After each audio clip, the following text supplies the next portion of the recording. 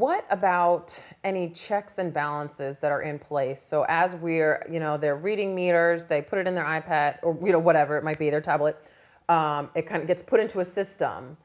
What kind of checks and balances do we have overall when something jumps out as, "Ooh, that's a really high consumption," or "Wow, those people didn't use anything"? Like, what's going on? Okay, so our system automatically, we have parameters that when all of the numbers get entered into the computer, we have what we call a high-low report.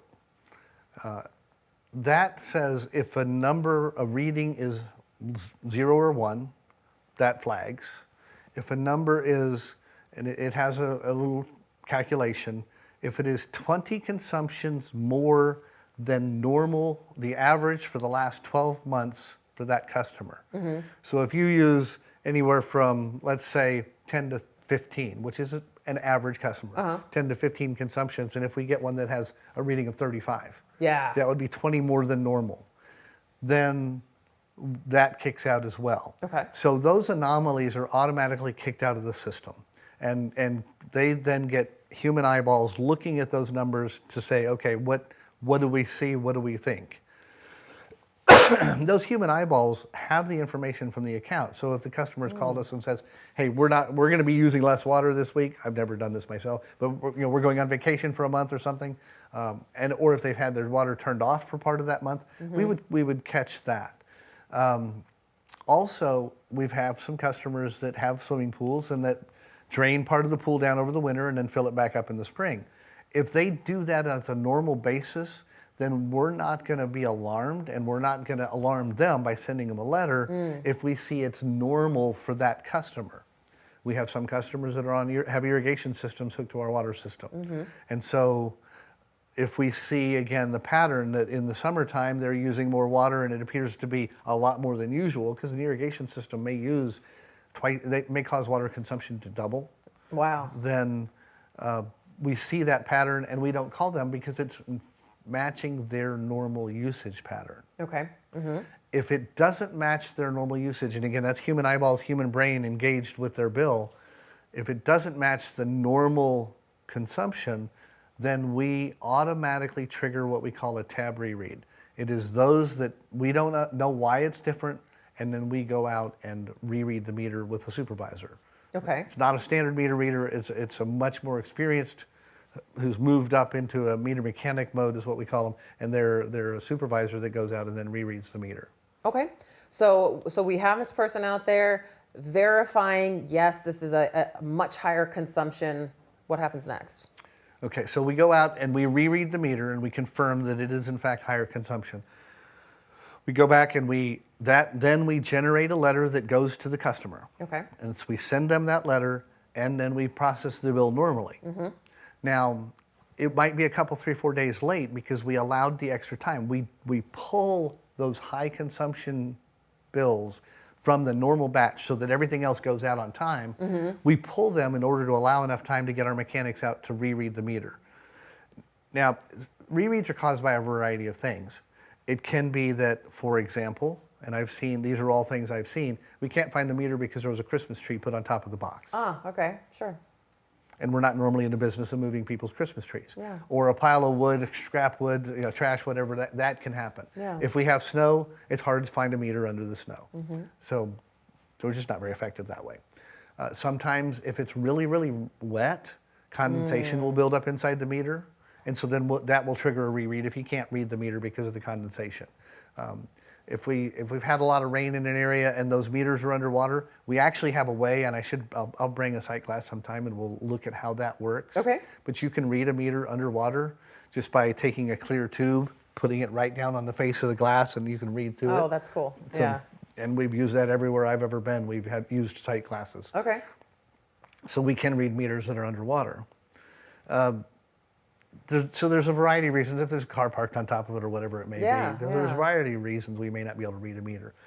But those anomalies, those kickouts, range anywhere from 1.5% to 4% of the meter readings that we do. Every billing cycle, that's it? Wow. Going back over the last 6 years, it's never exceeded 4.1%. Okay. Okay. So those don't happen very often. They happen all, let me rephrase that. They happen all the time, but it's a very, very, very low percentage that it happens to. Okay. All right. All right. So I've received this letter. My bill's going to be very high. I have an unusually high consumption.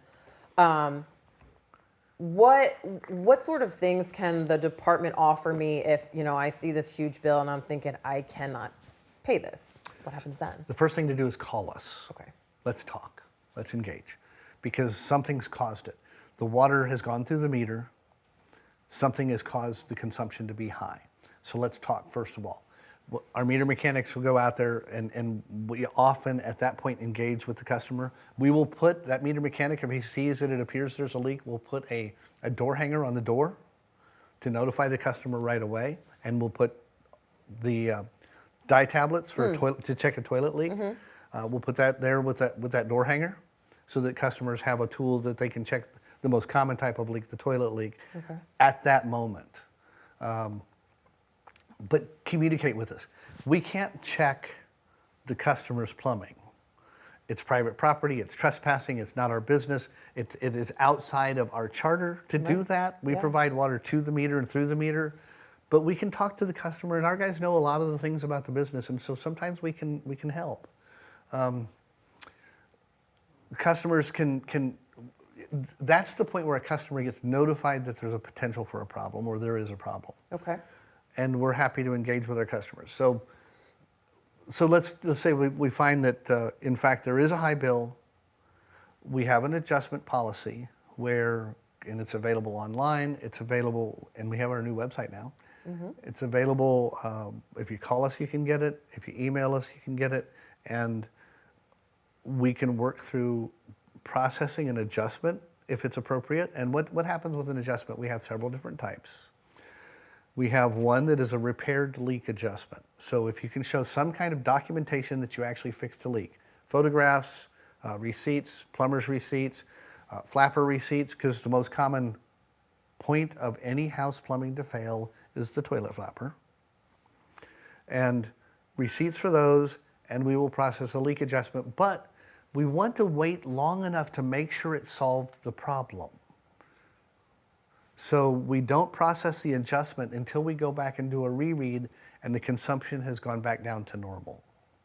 Okay, so if there is a leak and we find it, we fix it, we can submit for an adjustment only once every what? One every 3 years. One every 3 years, if we can prove that we made the fix. What if I have no idea, I don't know what happened? So we have an adjustment also, and this is something I never saw when I worked in the Midwest. It was called an unidentified water loss adjustment. We allow one of those every 10 years, and it's for, I have no idea what happened. We can't find anything, but my water consumption was high for this period of time. Yeah. For this billing period, but it's gone back down to normal. We have that unidentified water loss adjustment.